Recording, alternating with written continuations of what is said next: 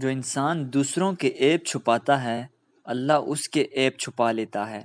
اچھے اخلاق سے دل جیتے جا سکتے ہیں۔ عزت کبھی زبردستی نہیں کروائی جا سکتی، عزت کمائی جاتی ہے۔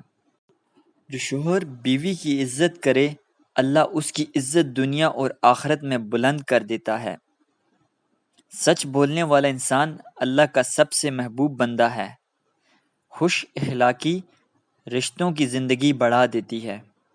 جو دل سے معاف کر دیتا ہے اس کا دل کبھی ٹوٹتا نہیں۔ شوہر کا بیوی پر ظلم سب سے بڑا گناہ ہے۔ محبت میں غرور رشتے کو ختم کر دیتا ہے۔